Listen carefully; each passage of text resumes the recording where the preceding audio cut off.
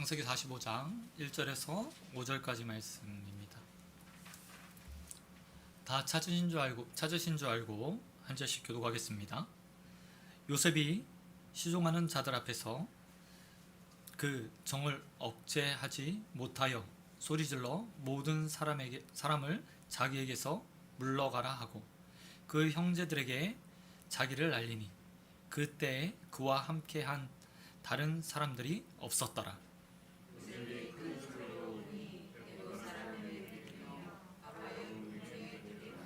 요셉이 그 형제들에게 이르되 나는 요셉이라 내 아버지께서 아직 살아 계시나이까. 형제들이 그 앞에서 놀라서 대답하지 못하더라.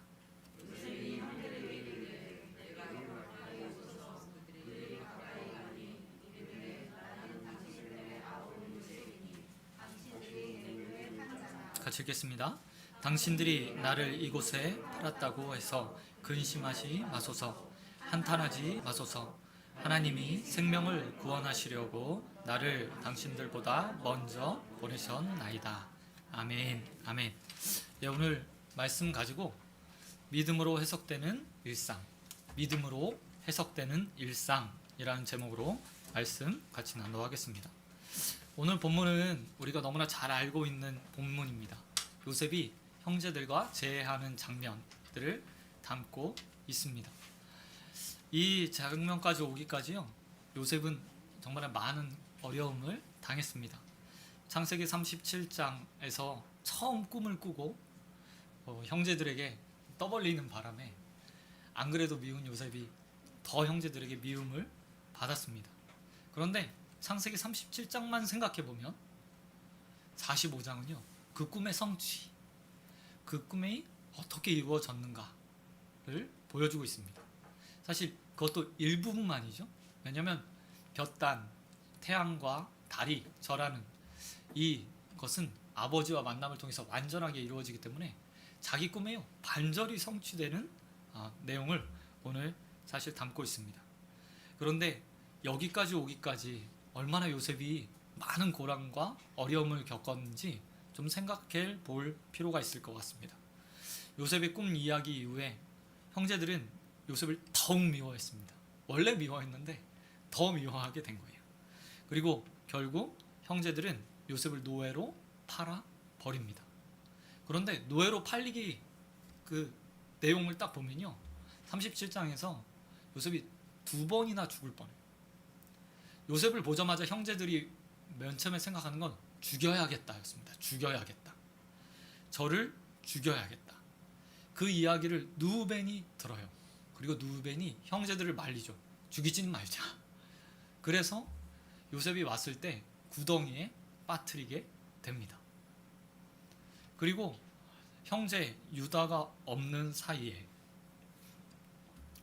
누벤이 잠시 다른 곳에 간 사이에요 형제들이요 이스마엘의 상인들을 보면서 죽이지는 못하니까 그러면 없애버리자, 우리의 눈에서 아예 치워버리자 라고 생각해서요 상인들에게 팔아버리죠.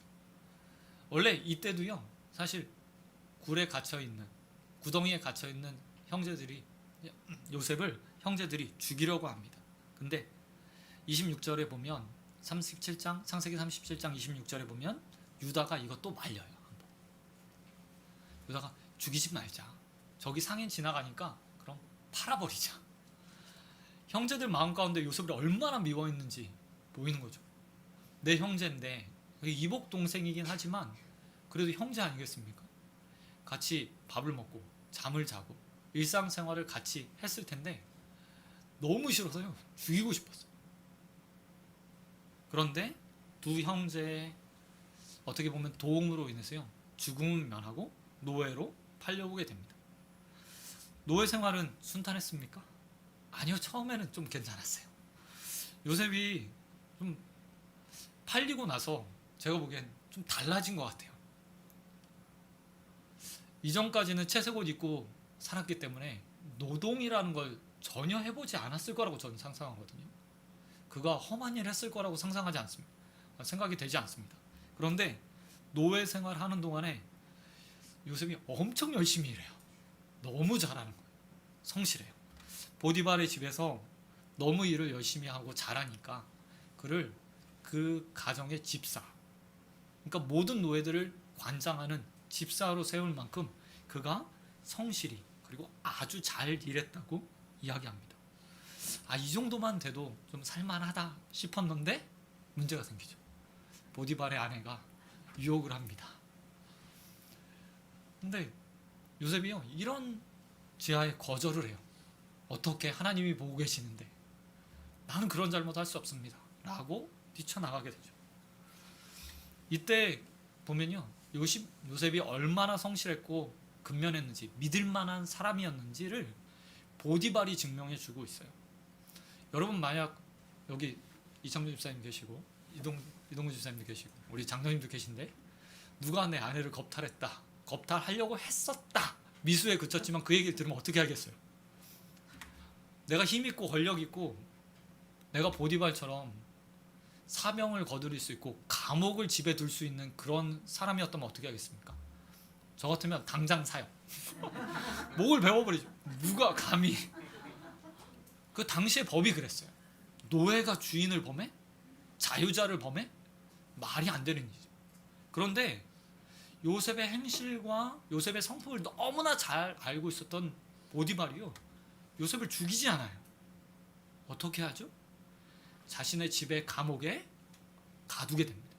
그 감옥은요, 왕궁에서 높은 관직에 있었던 자들만 따로 수용하던 감옥이었어요.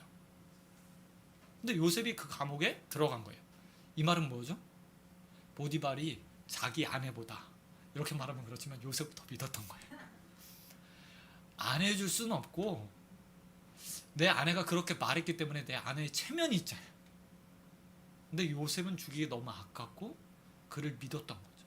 그래서 자신의 감옥에 가두게 됩니다. 감옥에서도 요셉은요, 특별했어요. 불과 얼마 지나지 않아서 감옥의 온 죄수들을 감당하는, 간수장에게 너무 잘 보여서 그런 자가 되었습니다. 이곳에서도 조금 계속 추락하고 있죠, 요셉이. 그런데 그 와중에서도 그는 추락할 만한 바닥이라는 곳에서 최상층에 항상 있게 돼요. 성실함으로, 근면함으로, 자신의 위기와 상황 가운데서 자신이 할 수 있는 일을 최선을 다하면서요, 그는 인정받았고 사람들에게 사랑을 받는, 존귀함을 받는 자가 되었던 것을 볼 수 있습니다. 감옥에서 그렇게 좀 괜찮아지라 싶었을 때 왕의 환관장들, 술 맡은 자들, 떡 맡은 관원장들이 와서요, 위기를 모면할 수 있는 기회가 와요. 꿈을 잘 해석해줘서 우리가 알고 있듯이 어떻게 될지 미래를 점쳐주잖아요.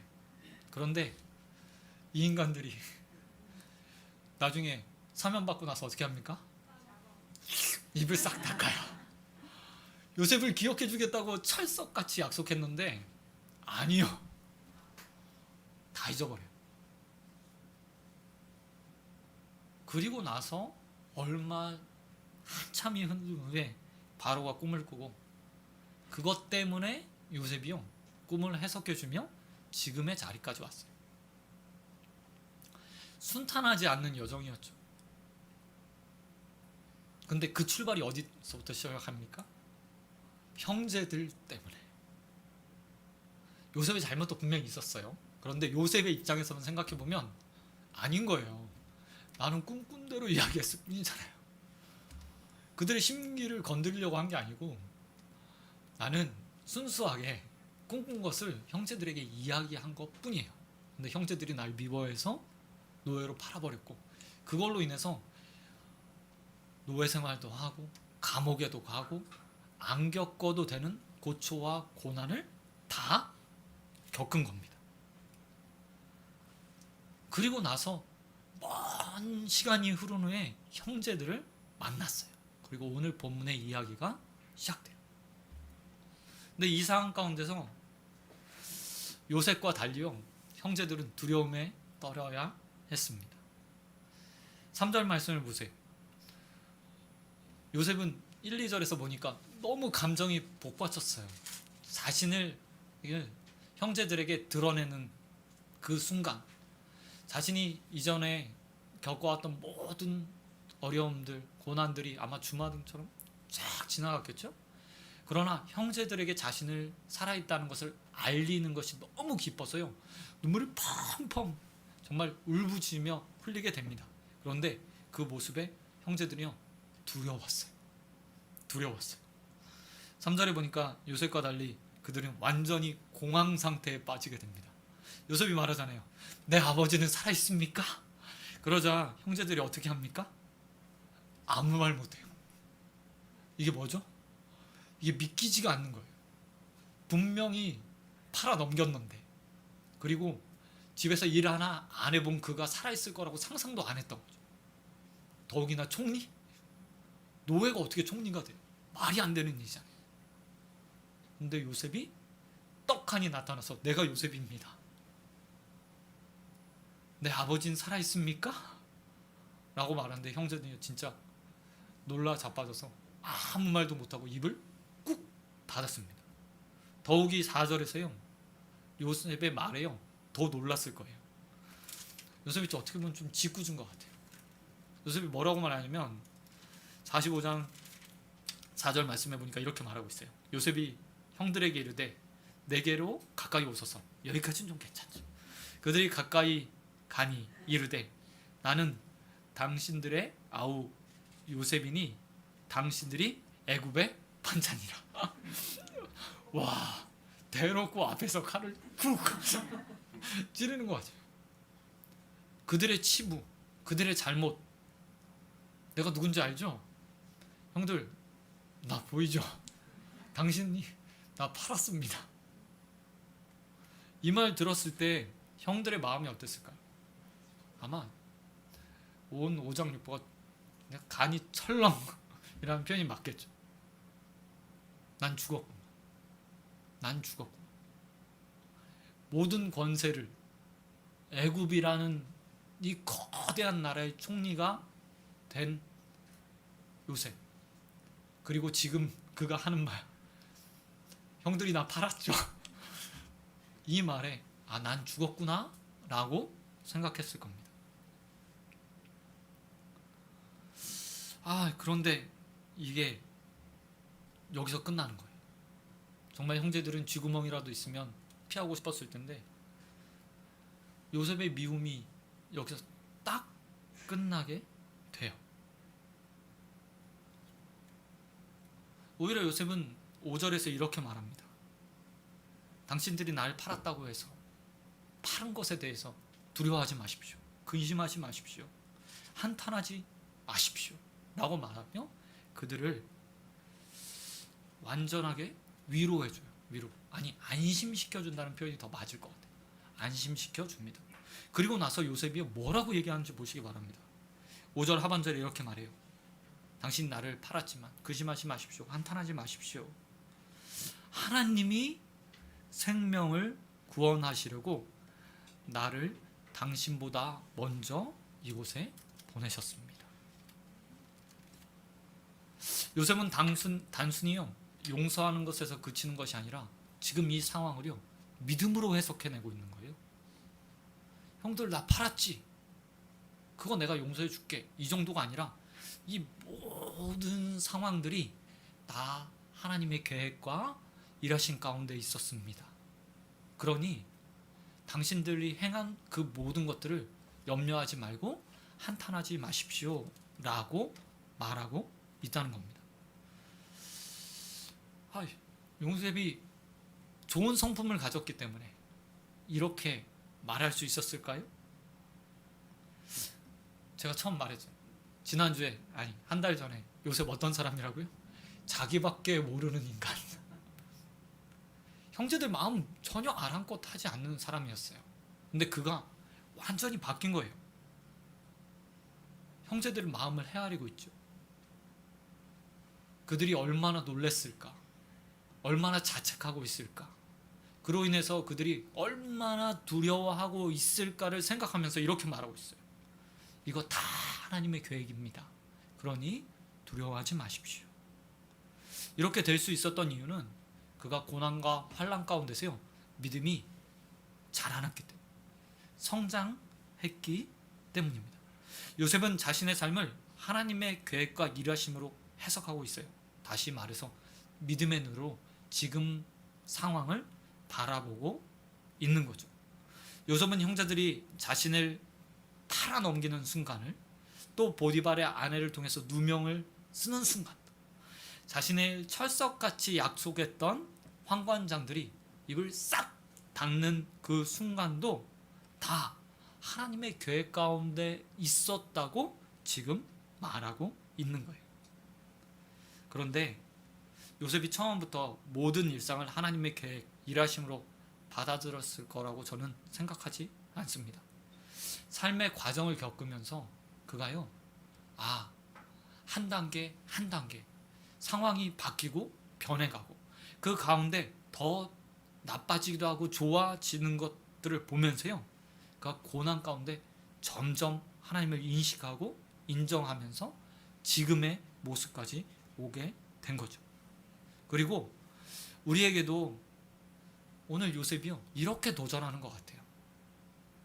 너 지금 보지 말고, 과거에 있었던 일 말고 결국을 바라보면서 하나님의 일하심을 기억해라, 하나님의 계획을 바라보라 라고 말하고 있다는 겁니다.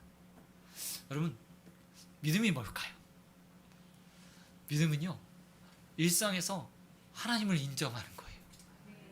일상에서 하나님의 일하심을 바라보는 거예요. 그리고 그것을 통해서 일상을 해석해 내는 거죠. 여러분, 우리는 일상을 바라보면서 잘 안 되면 입버릇처럼 내가 또 잘못한 거 아닌가? 라고 믿음의 사람들이 생각하는 경우들이 많아요. 그런데 정말 내가 잘못해서 이런 일이 생겼을까요? 그럴 수도 있고요, 아닐 수도 있어요. 하나님의 계획 가운데요, 그 일이 일어날 수도 있는 거예요. 요셉의 삶이 그렇잖아요. 하나님이 꿈 주셨으면 사실 우리가 생각하는 건 뭐죠? 승승장구하는 것, 그 꿈이 속히 이루어지는 것, 이것만 생각해요. 근데 하나님은 과정 하나를 통해서요, 요셉의 꿈을 이루어 주세요. 동시에 요셉을요, 고난과 환난, 어려움 가운데서요 만들어 가시는 일도 함께 병행하셨어요. 이게 하나님의 계획이었거든요. 요셉은 시간이 지난 다음에 그것을 알게 되었어요. 그리고요, 형제들 앞에서 이렇게 말하게 된 거죠. 내 삶을 돌아보니 이 모든 것은 하나님의 은혜였습니다, 하나님의 계획이었습니다 라고 말했다는 겁니다. 제가 학교 다닐 때 굉장히 좋아했던 교수님이 있어요. 정말 하나님 다음으로 경외했던, 저희 학교에서 뒷걸음질 쳤거든요. 교수님 만나요. 복도가 아니라 계단, 저희 학교에 아주 좁은 계단이 있어요. 그런데 제가 정말 존경하는 교수님이 계신데, 교수님이 그 계단이요, 두 명이 이렇게 같이 올라가기가 좀 불편해요. 한 명이 오면 한 명이 좀 비켜줘야 되는 그런 작은 계단이었어요. 근데 제가 존경하는 교수님이 아래에서 내려오는 거예요. 제가 어떻게 했을까요? 비켜주면 되는데 너무 존경하는 나머지 뒷걸음질 쳤어요. 그 교수님 성함이 류호준 교수님인데요, 그 교수님 책 중에 이런 제목을 가진 책이 있어요. 뒤돌아서서 바라보는 하나님. 일상을 살다 보면 매일매일 상황 가운데서 하나님을 발견하기는 참 힘들다. 그런데 시간이 한참 지난 후에, 모든 일이 끝난 후에 뒤돌아서서 내 삶을 바라보면 하나님이 나와 함께 하셨구나, 여기까지 하나님께서 나를 인도하셨구나, 에베네셀의 하나님을 인정하고 고백하게 된다 라고 이야기하더라고요. 그것도 참 귀해요. 요셉과 같이 그렇게 이야기하는 것, 뒤돌아서서 바라보는 하나님을 인정하는 것 참 귀해요. 근데 여기서 그치면 안 되고요, 하나님께서 바라시는 것이 있어요. 매일매일의 삶에서요, 하나님 인정하는 거예요. 매일매일 삶 속에서 하나님의 계획하심이 있다고 믿는 거예요. 내가 고난에 있던, 좀 나아진 삶을 살던, 어려움 가운데 있던 상관없이 지금도 하나님은 일하시고 앞으로도 일하실 거고 하나님이 계획하신 것을 반드시 이루셔서 내가 그것들을 누리게 하실 거라는 믿음을 갖는 것, 중요한 일이에요. 저와 여러분이요, 그런 사람들이 되었으면 좋겠어요. 하나님, 지금도 일하신 하나님, 이 고난 가운데 함께 하신 하나님, 불 가운데도 물 가운데도 나와 함께 하신 하나님이 계심을 늘 믿습니다. 그리고 나는 흔들리지 않을 겁니다 라고 고백할 수 있는 저와 여러분 되길 주님의 이름으로 축원드립니다. 그런가 하면 요셉이 그런 믿음만 가지고 살았을까요? 그러면 믿음, 그러면 됐어, 그러니 나는 그냥 살면 돼 라고 생각했을까요? 믿음이 저절로 요셉이 그냥 키워져 갔을까요? 믿음은 하나님의 은혜는 맞아요. 믿음은요, 하나님께서 주셔야만 가질 수 있어요. 그리고 믿음의 성장도 성령 하나님의 견인, 이끌어 주심이 있어야만 자라날 수 있어요. 그런데 하나님은 우리를 그렇게 수동적으로 만드신 분이 아니라는 사실을 기억해야 돼요. 하나님께서는 우리를요, 자유의지가 있는 인간으로 만들어 주셨어요. 우리는 간혹 이렇게 말해요. 하나님의 은혜지. 하나님의 은혜지. 은혜도 하나님께서 주시는 거지. 그러니까 나는 하나님께서 만들어 주시겠지. 예, 맞아요. 반은 맞고 반은 틀려요. 나의 노력, 나의 열심, 나의 결단, 나의 의지도 함께 일하는 거예요. 만약 하나님께서 정말 나를 그냥 만들기 원하셨다면 프로그래밍 하면 되잖아요. 우리가 컴퓨터에 딱 뭔가 입력해서, 요즘에 아이들 코딩 배우는데 뭐 로봇 하나 이렇게 뭐 자동차 만들어 놓고 좌로 가, 우로 가, 유턴해, 코딩 해 놓으면 지가 딱 그 상황이 되면 좌로도 가고 우로도 가고 유턴도 알아서 해요. 하나님이 우리를 그렇게 만들면 되잖아요. 근데 하나님 우리를, 인간을 그렇게 만드신 게 아니라 의지, 자유의지라는 걸 줬어요. 다시 말해서 네가 선택해, 네가 판단하고 행동해, 내 말 믿고 네가 움직여, 라는 자유의지를 주신 거예요. 요셉도요, 이 자유의지를 가지고요, 오랜 시간 형들을 용서할 준비를 했어요. 용서할 준비요. 어떻게 준비했을까요? 요셉이 형들을 맞이할 준비를 어떻게 했는지 요셉의 삶에서요, 잘 보여주고 있어요. 사실 요셉이 얼마나 오래 준비했냐면 최소 5, 6년? 최소 5, 6년. 제가 생각하기에 아주 짧으면 3년? 한 5, 6년 정도 가까이 준비한 것 같아요. 어떻게 준비했는가? 창세기 41장에 보면 요셉이 총리가 됩니다. 한번 봐주세요. 창세기 41장에 총리가 돼요. 그리고 그가 권력을 얻습니다. 총리가 됐으니까 이제 왕 다음에 바로 미치잖아요. 모든 권력을 가져요. 그런데 당시 사회에서요, 권력은 양분돼 있었어요. 뭐냐면 정치적인 힘과 종교적인 힘이라는 두 개의 힘으로 나눠져 있었어요. 애굽에서 바로라고 말하는 파라오는 신이라고 여겨졌습니다. 태양신의 아들, 이렇게 생각했어요. 그렇기 때문에 그는 절대적인 권력을 가져요. 그런데 이 파라오가 정치적인 권력과 종교적인 권력을 양분시켜 줌으로써요, 자신의 권력에 어느 누가 도전하지 못하도록 이렇게 만들었어요. 근데 고대 사회가 거의 대부분 그래요.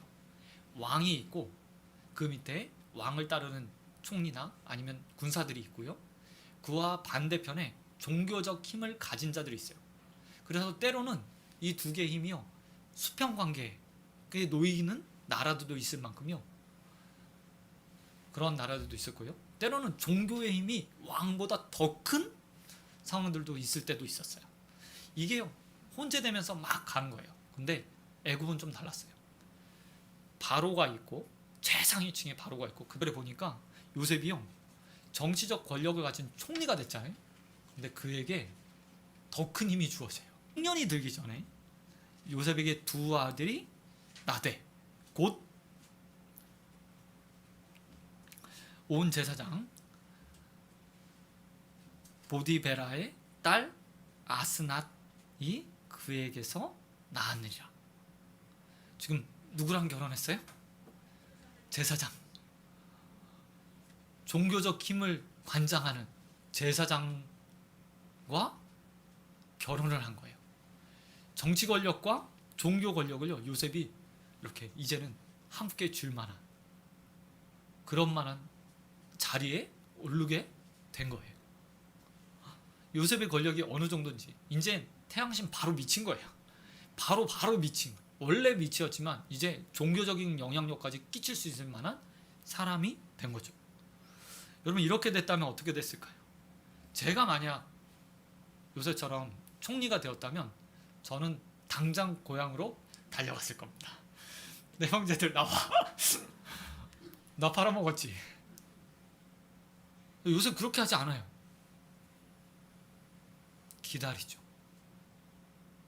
종교적 힘도 얻었습니다. 이제 정말 무소불위의 권력을 가진 것 같아요. 그럼에도 기다려요. 왜 그랬을까? 요셉이 자신을 알았던 거죠. 이 권력을 가지고 지금 나아가면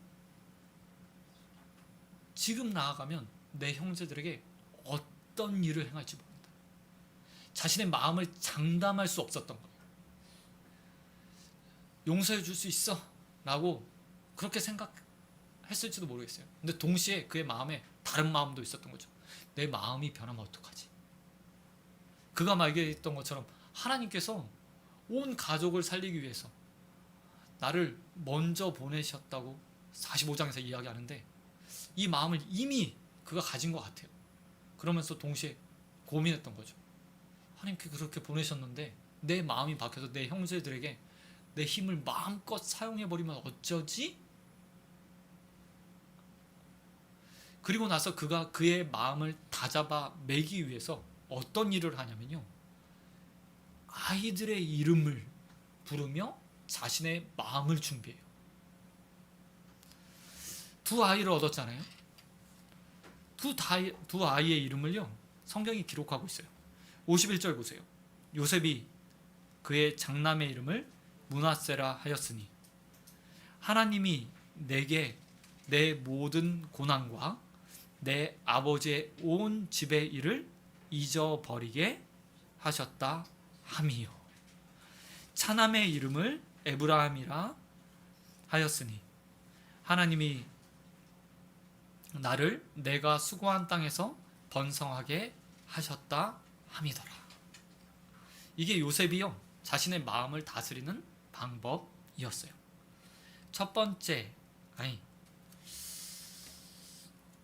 둘째 아들의 이름이 뭐라고요? 먼저 보면 에브라임. 그 뜻이요, 하나님께서 나에게 번성을 허락해 주셨다. 그런데 그 앞에 어떤 말이 있어요? 내 수고 위에 하나님께서 허락하셔서. 이 말 무엇이죠? 나 열심히 무엇인가 했다. 나 정말 수고했다. 땀 흘렸다. 어디에 가든지 최선을 다했다. 그 말 사실이에요. 보디발의 집에서 그가 일개 하찮은 노예에서 그 집을 관장하는 집사가 되기까지 얼마나 열심히 일했겠어요. 얼마나 수고했겠어요. 그의 한두 명이었을까요? 노예가요? 아니에요. 노예가 한두 명이 아니었어요. 당시에 이집트에 일반적으로 평민이라고 말하는 사람들이 그 집에 4명 정도의 노예를 가졌대요. 근데 보디발이면 왕의 군대 장관이었어요. 그가 몇 명의 노예를 거느렸을까요? 상상할 수 없는 숫자일 거예요. 100명? 200명? 이집트 인구보다 5배 많은 노예가 있었다고 보통 학자들이 이야기를 하거든요. 이집트인보다. 노예가 없는 사람도 있고 있는 사람도 있을 거 아니에요. 그러니까 권력층은 최소 그 집을 관장할 만한 수십 명, 혹은 그보다 더 많은 노예들을 거느렸을 거예요. 그 중에서 한 사람이 눈에 띈 거예요. 수고했겠죠. 땀 흘렸겠죠. 말하지 않아도 알아서 일하는 사람. 그러니까 자신의 집 전체를 맡길 만한 그런 믿음이 갔던 거예요. 요셉에게. 정말 수고했어요. 감옥에 가서도 마찬가지였죠. 죄수로 들어왔어요. 요셉은요, 보디발의 감옥에서요, 노예 죄수였어요. 근데 보디발의 감옥은 어떤 사람이 오는 곳이라고요? 왕궁에서 죄 지은 사람들이 오는 곳이에요. 장관들, 차관들, 왕의 신하들 가운데서 죄 지은 사람들이 오는 곳이에요. 근데 그곳에서 모든 죄수를 관장하는 사람이 된다? 말이 되나요? 말이 안 되죠. 그런데 간수장 눈에 요셉이 너무 현명하고 지혜롭고 이를 충실하게 감당했기 때문에 모든 죄수들을 관리할 수 있도록 그에게 맡겨요. 요셉의 말이 맞아요. 에브라임이라는 말처럼 그는 수고했어요. 땀 흘렸어요. 열심히 일했어요. 그러나 그 열심히에 요셉은 알았죠. 하나님이 허락하시지 않으면 그 모든 수고가 헛되다. 이 수고에 하나님의 은혜가 주어지지 않으면 아무리 열심히 일하고 아무리 노력해도 어떤 것 하나 내 손에 줄 수 없다 라는 것들을 알았던 거예요. 그래서 요셉은 둘째 아들의 이름을 부르면서 내 수고한 것도 있지만 하나님의 은혜가 더 커. 내가 분명 꿈을 잘 해석해, 바로의 꿈을 잘 해석해줘서 총리가 되었지만 그 꿈을 해석할 수 있는 지혜를 주신 분은 오직 하나님이야. 그러니 내 수고는 아주 작은 것에 지나지 않아 라고 고백했다는 거죠. 그리고 그는 이 마음으로요 자신의 삶을 바라봤어요. 그러니까 45장에서 그렇게 말할 수 있었던 거예요.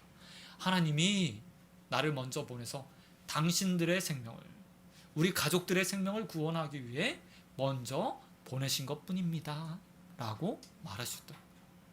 마음을 다스리는 방법으로 에브라임.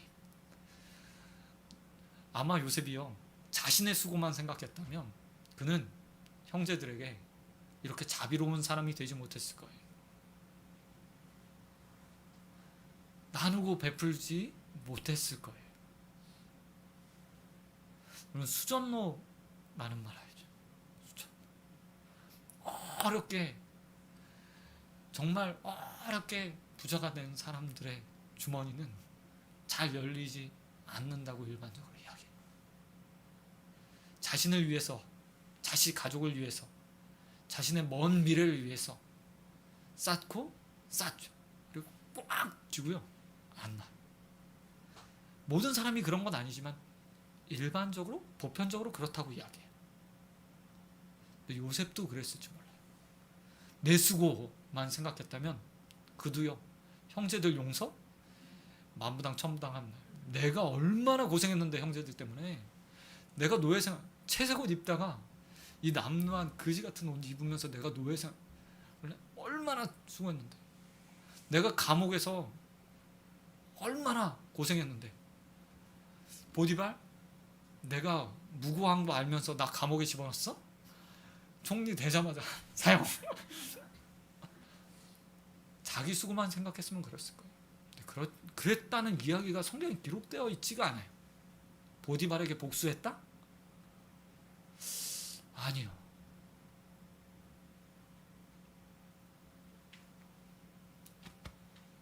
그의 마음 가운데 하나님이 허락하시지 않으면, 하나님이 주시지 않으면, 하나님이 계획하시지 않으면 이라는 믿음이 있었기 때문에 이 모든 것들이 가능했던 거죠. 이거보다 더 중요한 이름이 있어요. 그게 뭐냐면요, 므낫세예요. 에브라임은 므낫세보다 최소 2년 뒤에는 태어났겠죠? 그죠? 태어나고 임신하고 뭐 연년생으로 태어났을 수도 있겠네요. 어쨌든 뭐 최소 1년, 정도는 걸렸을 거예요. 그러면 에브라임의 이름을 더 많이 불렀을까요? 므낫세의 이름을 더 많이 불렀을까요? 당연히 므낫세겠죠. 첫째 아들이니까. 당시에 첫째 아들의 위상은 뭐 어떤 것과 비교할 수 없는 그런 상황이었으니까. 근데 므낫세의 이름을 많이 불렀을 거예요. 그렇기 때문에. 근데 므낫세의 이름의 뜻이 뭐예요? 하나님이 내게 내 모든 고난과 아버지의 온 집 일을 잊어버리게 하셨다.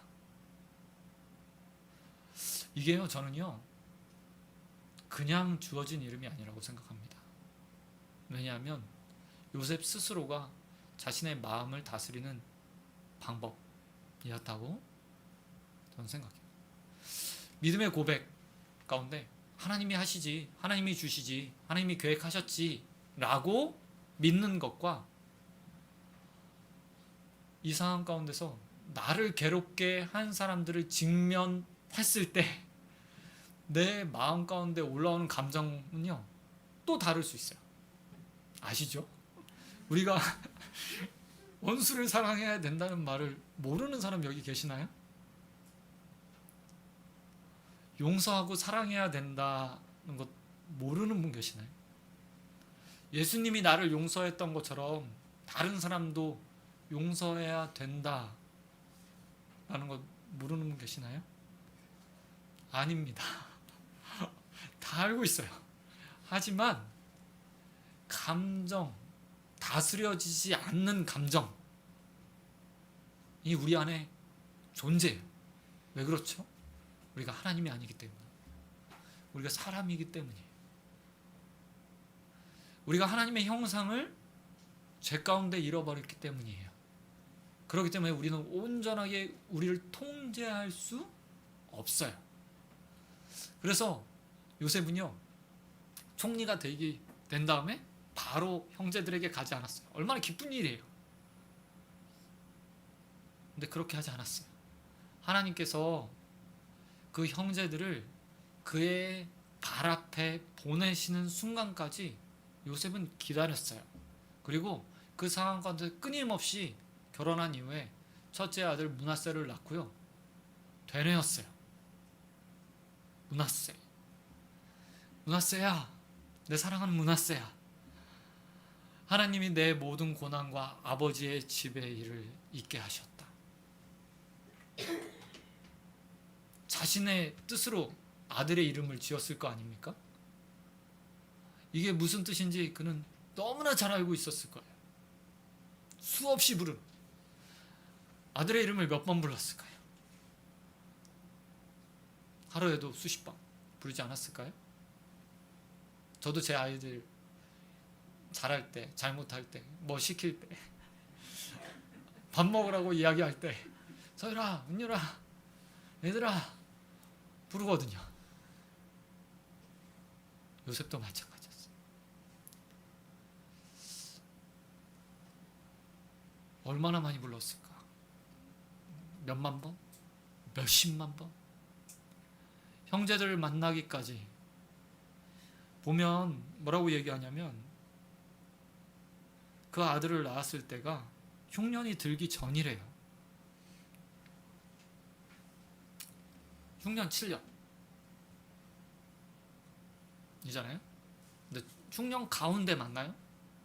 근데 흉년 앞에 뭐가 있었어요? 풍년 7년. 아마 풍년 기간 동안 아마 아들을 낳았을 것 같아요. 초반이었는지 후반이었는지 정확하진 않아요. 근데 요셉이 총리가 되고 나서 제사장이었던 그의 장인이 보니까, 아, 요셉 얘는 쉽게 권좌에서 내려올 인간이 아니다. 최소 흉년 기간 동안, 아니 지금 풍년을 잘 준비하는 거 보니까 꿈이 이루어진 것 확실하면 얘 권력은 아마 걔가 죽고 나서도 영원할 것 같다 라는 생각 때문에 이 제사장이요, 자기네 딸을 요셉과 결혼시킨 거 아니겠어요? 이만한 사이가 없잖아요.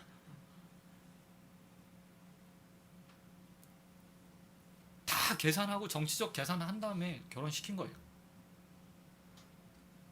근데 요셉은 그 권력을 가지고요 준비해요. 마음을 다스려요. 매일매일 므낫세 에브라임 므낫세를 불러가면서 꾹꾹 자신의 형제들을 만났을 때 자신의 악한 감정이 자신을 집어삼키지 못하도록 준비하고 예비하고, 하나님께서 그들을 만나게 하시기 이전까지요 참고 기다리며 인내. 형제들을 만났을 때 모습들을 보시기 바랍니다. 45장의 만남이 첫 만남인가요? 아닙니다. 아니에요. 두 번째 만남. 형제들이 그 전에 먼저 와서 곡식을 사가잖아요. 이때 자신의 모습을 요셉이 숨겨요. 자신의 동생을 보고 싶은 마음도 있었지만 동시에 그 만남이 어떻게 될지 예측할 수 없었던 거예요. 그렇기 때문에 그 첫 만남이 아니라 두 번째 만남. 자신의 친동생이 보는 앞에서 자신의 형제들을 죽일 수 있었을까요? 요셉은 영민한 사람이었어요. 안전장치들을 계속 만들어요. 자신의 마음이 격해져서 하나님께서 자신을 보내신 이 일이 자신의 마음으로 인해서 어그러지지 않도록 준비하고 또 준비하고 준비하고, 그리고 결국 오늘의 만남이 성취되는 거죠. 저는 이 모습을 보면서요 우리의 마음이 어떠해야 되는가, 우리의 생각이 어떠해야 되는가 라는 생각들을 좀 해보게 됩니다. 하나님의 은혜로 여기까지 왔죠. 하나님의 은혜로 지금 우리가 이 삶을 누리고 있습니다. 근데 그 과정 가운데서 우리의 삶에 해를 주었던 사람들도 있을 거고 선을 행한 사람들도 있었을 거예요. 근데 그것마저도 우리가 뒤돌아보면서 어떻게 바라봐야죠? 하나님이 나의 삶을 견고하게 만들기 위해서 저 사람을 사용했구나. 그리고 저 사람은 언젠가 나에게 용서를 구하거나 아니면 내가 용서해야 될 때가 올 수도 있겠구나. 아니, 하나님께서 나에게 어쩌면 지금 못 잊게 하는 사람들 계신지 모르겠어요. 악하게 했기 때문에. 그런 사람이라면 더더욱 하나님께서요 그 사람과의 관계의 회복을 위해서 나의 생각 가운데 그 사람은 남겨놓으신 것 아닌가? 라고 좀 생각해 볼 필요가 있을 것 같아요. 지워졌으면 좋겠는데 지워지지 않는 사람, 이 사람 영원히 하나님께서 그 사람 미워하라고 지우지 않을 걸까요? 아닐 거예요. 아닐 겁니다. 용서하라, 그 사람과의 관계를 회복하라고 하나님께서요 내 머릿속에 남겨놓으셨을 거예요. 사실 우리가 그렇게 구원받았어요. 우리가 그렇게 택함받았습니다. 우리가 다른 사람보다 더 선해서 하나님께서 우리를 택하셨나요? 아니에요. 사도 바울이 이렇게 말하죠. 우리가 원수되었을 때 우리를 택하사. 하나님과 관계가 어떻게 보면 이렇게 말하면 그렇지만 가장 안 좋았을 때 우리를 택하사 우리를 용서하기로 작정하시고 우리를 불러주셔서 이 자리에 앉게 하셨어요. 그리고 하나님께서 우리에게 이렇게 말하죠. 원수도 사랑해라. 원수도 사랑해. 그리고 우리에게 요셉의 모습을 보여주면서요 이렇게 도전하시는 것 같아요. 내가 너 용서한 거 알고 있지? 봐봐, 요셉도 그렇게 준비했어. 내가 지금 너 당장 가서 용서하라고 말하는 거 아니야. 요셉처럼 현명해야지, 지혜로워야지. 네 마음 지금 다스리지 않는다는 건 나 알고 있어. 그러니 요셉처럼 준비해. 언젠가 네 머릿속에서 지어지지 않는 그 사람, 내가 또 만날 기회를 허락할지 몰라. 그때 너 요셉처럼 했으면 좋겠다. 다 하나님의 뜻이었습니다. 하나님의 계획 가운데 있었습니다. 당신과의 안 좋았던 그 관계도 지금 돌아보니 하나님의 은혜였습니다. 당신을 그렇게 사용하신 것, 그리고 당신과의 만남을 허락하신 하나님 앞에 감사하고 당신을 또 사랑하고 용서하고 싶습니다. 라고 말하길 하나님께서 원하시는 것 아닐까요? 여러분, 혹시 여러분 마음 가운데 아직 용서하지 못한 사람이 계십니까? 준비하십시오. 요셉처럼 준비하세요. 지혜롭게 준비하십시오. 그리고 하나님께서 보내시는 그 순간에 여러분 요셉처럼 사랑의 마음으로 품고 용서할 수 있게 되길 주님의 이름으로 축원드립니다. 말씀 맺도록 하겠습니다. 여러분, 요셉 인생을 보십시오. 45장. 우리는 요셉을 생각하면서요, 총리 요셉, 꿈이 이루어진 요셉, 이 요셉을 꿈꿔요. 그런데 요셉은 그것 이루어 가기까지, 아니 하나님께서 그것을 이루어 주실 때까지요, 정말 말도 안 되는 고난 가운데 살았어요. 누군가 내 자녀가 요셉처럼 되고 싶습니다라고 기도하고 계신다면 그 고난도 함께 생각하셔야 돼요. 그것마저도 감당할 준비가 되어 있어야 돼요, 사실.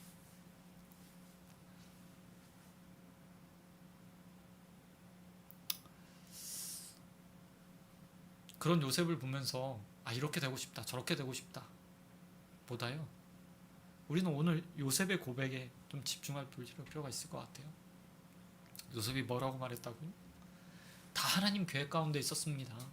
하나님이 나를 먼저 보내신 것 뿐입니다. 삶을 뒤돌아보면서요, 우리도 요셉과 같이 고백하실 수 있었으면 좋겠습니다. 인생의 굴곡들이 다 있잖아요. 세웅지마라고 말해서 다 굴곡들이 있고요, 어려움들이 있어요. 그런데 믿음의 사람들은 항상요, 뒤돌아보면서, 아니 일상의 삶을 살면서 늘 이렇게 고백해야 돼요. 하나님의 계획입니다. 그것이 내가 받아들일 만한 것인지 아니든지 상관없이 하나님의 것입니다, 하나님의 계획입니다 라고 믿음으로 받아들이면서요, 그것들을 인내하고 참고 견뎌야 돼요. 저와 여러분요, 그렇게 살다 보면 하나님께서 하나님의 계획을 이루시겠죠? 반드시 이루어 주실 겁니다. 그 믿음으로 오늘을 받아볼 수 있게 되길 주님의 이름으로 축원드립니다. 또 한 가지, 여러분 준비하십시오. 준비했으면 좋겠어요. 무엇을요? 용서를요. 요셉처럼 지혜롭게 준비하십시오. 그때 되면 내가 지금 믿음이 얼마나 좋은데, 내가 집사인데 목사인데 다 소용없습니다. 다 소용없어요. 우리의 마음, 우리가 그렇게 잘 관리했다면 우리의 가정이 지금 천국이어야 맞거든요. 싸움이 전혀 없어야 되거든요. 그렇지 않잖아요. 준비되어야만 용서할 수 있고 준비되어야만 품을 수 있습니다. 그러기 위해서 특별히 여러분 마음과 생각 가운데 남아있는 그 사람들 놓고요, 더더욱 기도하고 준비하고 예배했으면 좋겠어요. 그래서 주님께서 우리에게 보내실 때 그것마저도, 당신마저도 하나님께서 쓰셨어요. 나를 당신을 통해서 더 견고하게 만들어 주신 것 같아요. 당신께 감사합니다 라고 말할 수 있게 되길 주님의 이름으로 축원드립니다. 아멘. 이 시간 함께 잠깐 기도할까요? 여러분 기도했으면 좋겠습니다.